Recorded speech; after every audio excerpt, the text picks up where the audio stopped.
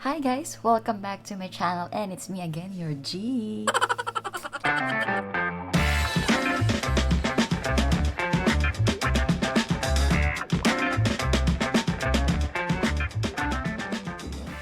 So for today's video guys, I'll be sharing with you the most anticipated and the most awaited.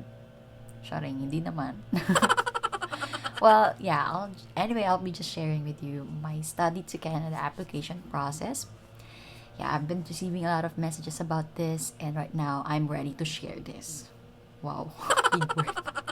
Well, if you really wanted to know more about this, keep on watching. So let's begin. So first, char.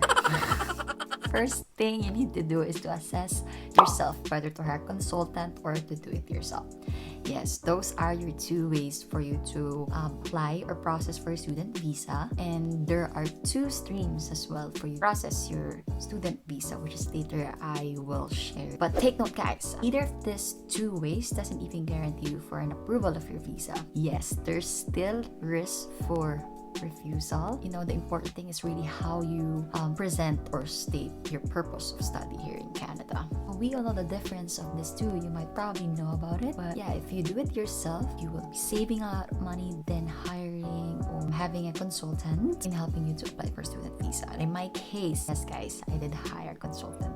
Some of you might already know that I did hire, yeah. The reason as to why I hired a consultant, because when I was still in the Philippines, I was working in a ground handling company and at the airport. And you know how high the job, the duty, and the responsibility associated with it? People working in the airport might, relate to what I'm saying. Yeah, that's one of the reasons why I just hire consultants, so I still have time to focus to my job. And by that time as well, I don't have like an understanding of how the process would be. And yeah, I just decided to just hire a consultant. But I encourage you to do it yourself, guys. It will much save you a lot of money. I realized that it's just easy. You just have to follow and understand all in the website.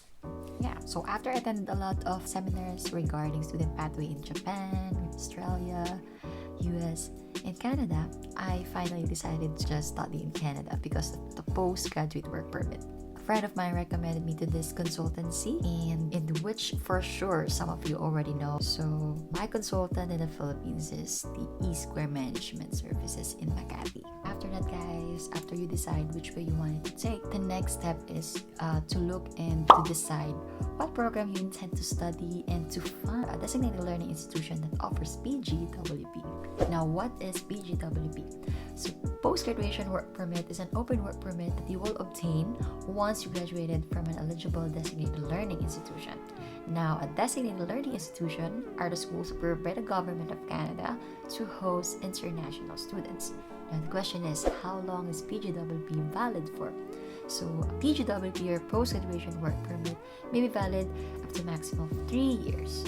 And the length of the permit will depend on the length of the study program that you completed here in Canada. So meaning, if you complete a 1-year study program, you might be able to get a PGWP valid for 1 year. And same goes to if you complete a 2-year program or a 2-year diploma or bachelor's degree, then you may be able to get a PGWP valid for maximum of 3 years. Take it guys, PGWP is once in a lifetime only and you cannot extend or you cannot renew it. So once you have it, utilize and use the years that you have to stay in Canada for you to process your permanent residency. So right now, I'm currently studying hotel and restaurant management at NBCC St. Andrews, and I'm on my 2nd year and soon graduating. So hopefully I could get the maximum of 3 years post-graduation work permit. So I will share the link below guys for you to see if the schools that you're trying to enroll right now are one of the designated learning institutions. Then the next step is for you to gather the required documents needed. So since I hire a consultant guys, so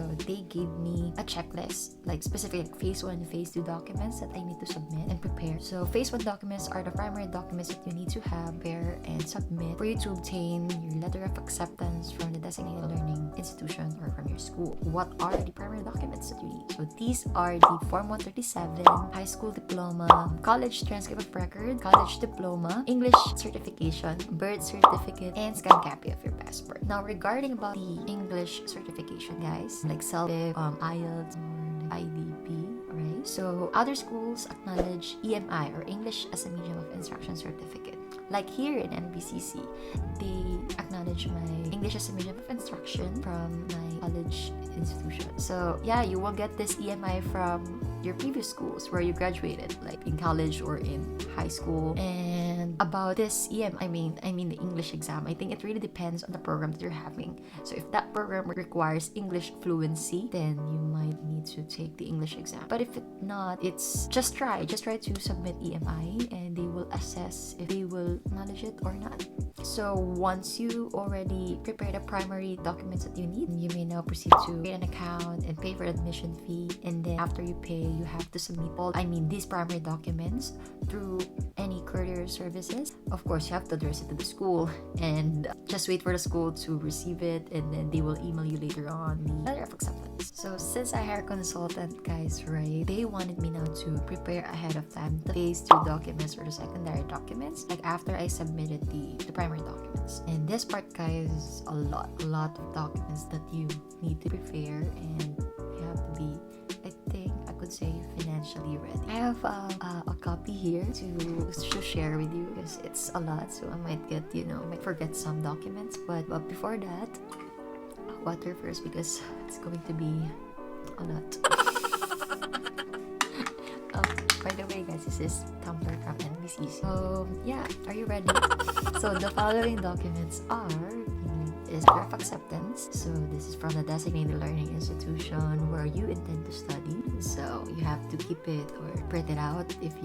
Once you receive this, you will receive a letter of acceptance by email. And by the way, guys, program acceptance is different from the letter of acceptance. I thought before it's the same, but they were not. And in NBCC, when you receive the letter of acceptance, it will indicate as well that you need to pay for the $500 confirmation deposit, and that deposit is automatically deducted from your tuition. So the next thing after the letter of acceptance is the proof of tuition fee. So once you receive the letter of acceptance, the next thing is for you to pay the tuition fee. And you need to keep the receipts or the acknowledgement receipt that you will receive from the school. And in my part, I only paid 25% of the 1-year tuition fee, and then the remaining, which is the 75%, I paid here when I arrived in Canada. So that's the good thing in NBCC, they allow 25% down payment. And then after that is you need to fill out the form, the family information form, or the IMM 5406E, fully completed with date and sign. You need to declare your family and your relationship with them.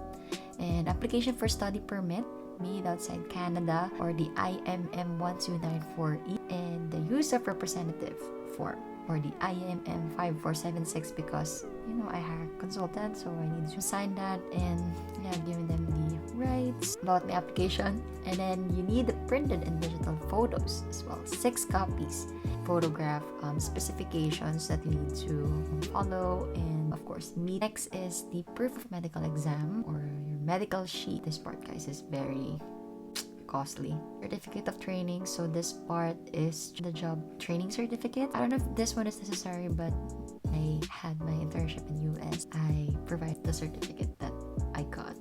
And yeah, that's one example of certificate of trainings. So after it's passport, guys, so you need to have, of course, provide a notarized copy of this one from your old and new passport, including the stamp pages. I think even the old or the expired visa, because I provided that. And then original NBI certificate and police certificate issued within the last 3 months. And study plan. So this part is the most important one. And this is similar to the statement of purpose when you apply through DIY. Yeah, this part explains your proposed program of study, your educational background, why you want to study in Canada, and your future goals. And then proof of employment.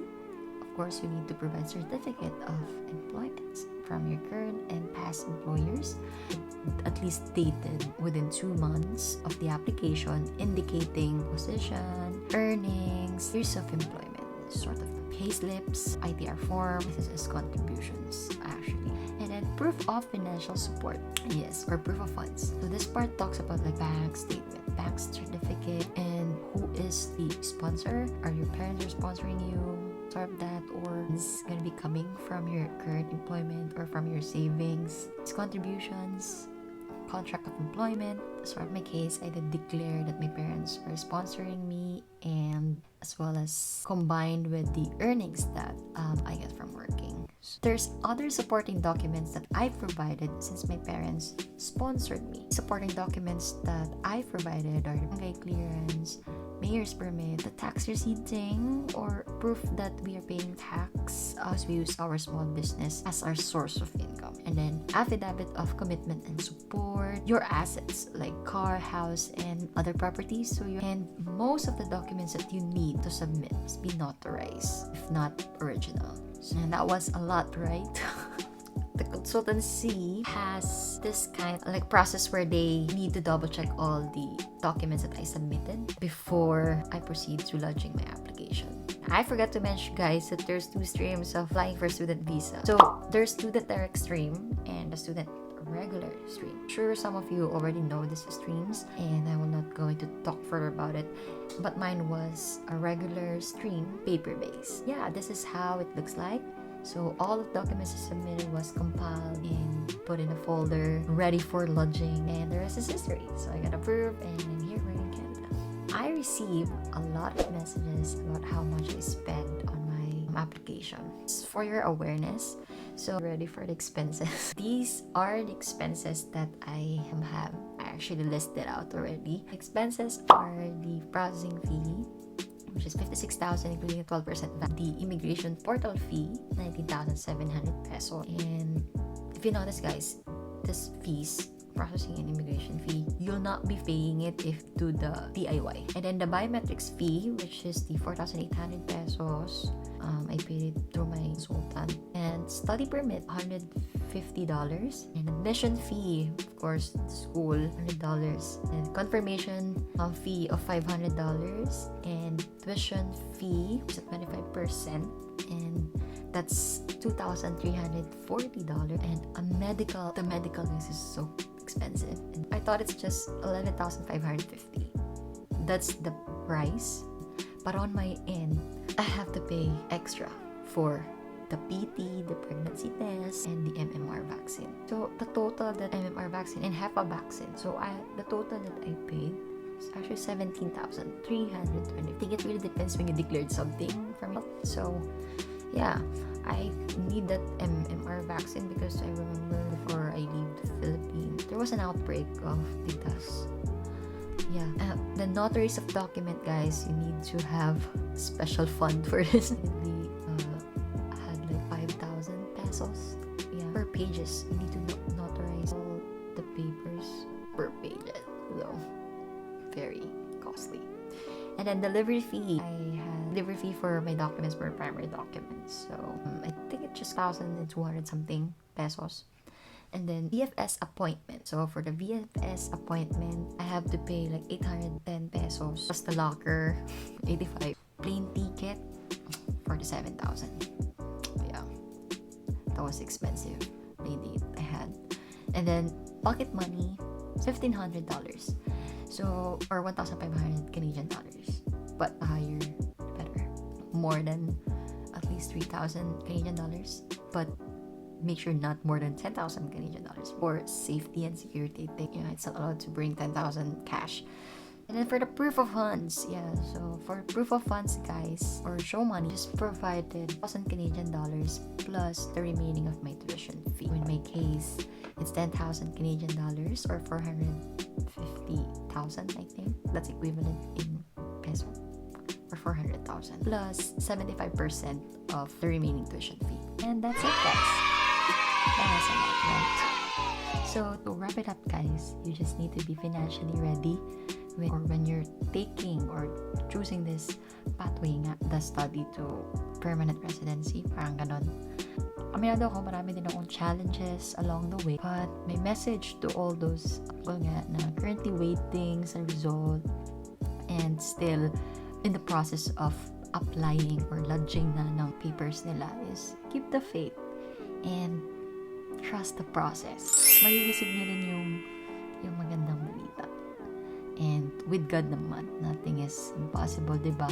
Kung ano man yung maging result, huwag mawala ng pag-asa. Thank you so much for watching, and don't forget to hit like, subscribe, and comment down below, guys. If ever may katanungan pa kayo or any inquiries, just feel free to comment and I'll try my best to respond to all those. And I'll see you in my next video. With much love again. See you.